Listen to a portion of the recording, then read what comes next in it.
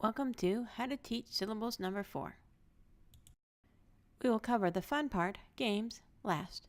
First, some general classroom tips that apply to all the lessons. My volunteers have given me some great ideas. Most of these classroom management tips come from mothers and grandmothers with a lot of experience. First, never give the students unstructured free time unless it is an outside recess or inside with a snack to keep them busy. Also, for the first several classes, you need to have at least 3 adult volunteers for every student. After the students see how much they are learning and get used to the flow of the program, you can then have 4 adult volunteers for every student. However, the more volunteers per student, the more individualized attention you can give to each student. Teens can also help, but you need to, or kids older than the other students, but you need to make sure you have enough adults to keep the class managed. The volunteers need to have a very clear idea of what they need to do each lesson. Before the first class, they need to practice giving the test. Before the first teaching lesson, they need to understand how they will work with the students. Their primary job is to make sure the students are sounding out the words correctly from left to right.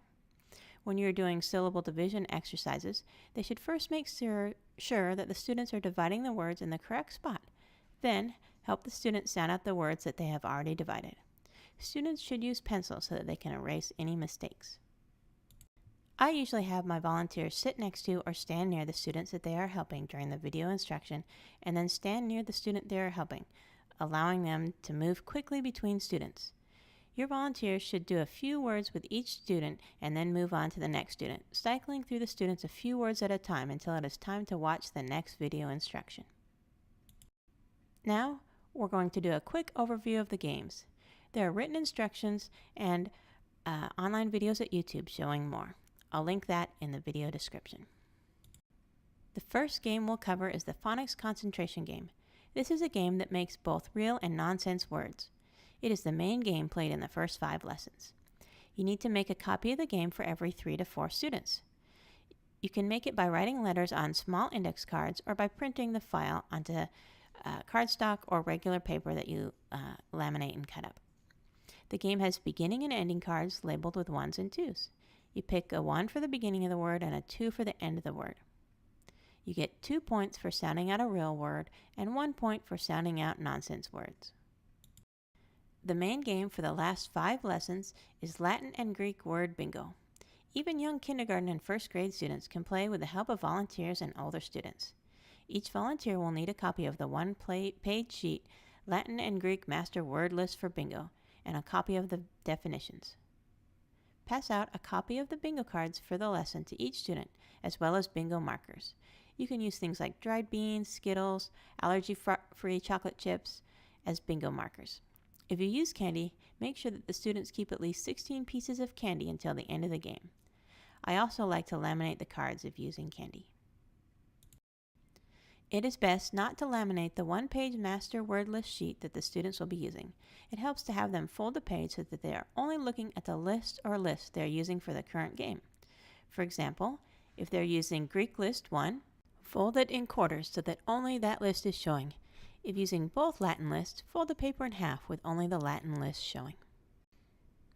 Have a volunteer call out the English meaning for the root, then the students will find the Greek or Latin root on the card, and then find that Greek or Latin root on their bingo card.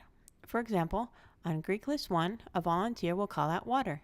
The students will find water on their 1-page sheet and look across and see that the Greek root meaning water is hydor, hydro, and then find that on the bingo card. Another volunteer can read out some words and their meanings from this root. For example, hydrogen, gas made up part of water, H2O. While the rest of the volunteers and older students help any student who needs help finding the root on their bingo card. The first student to get 4 across, 4 down, or 4 diagonal on their card wins. Since there is no free square and every card has every root word, several students may get a bingo at once. If they complain, I like to offer the option of Greek and Latin worksheets from Marcia Henry's words instead and say, the purpose of this game is to have fun, eat chocolate, and learn word roots, not to have a single winner every time. I've never had anyone take me up on worksheets instead of bingo. In later lessons, you can play with 2 to 4 sets of cards. Getting a bingo when you get 4 in a row across, diagonal, or down across any of the cards. Students get to pick card arrangements at the beginning. Do not allow moving the arrangements of the cards after the game starts. I like to end each lesson or group of lessons, the last lesson before leaving a facility or before a major break, with a relay game race with letters. You need teams of 2 to 6 students on each group. For smaller groups, a few volunteers can play with the students and help them find letters. After the game rules are understood, it only takes a few volunteers to monitor the game, and the rest of the volunteers can clean up the materials and clean up the facility.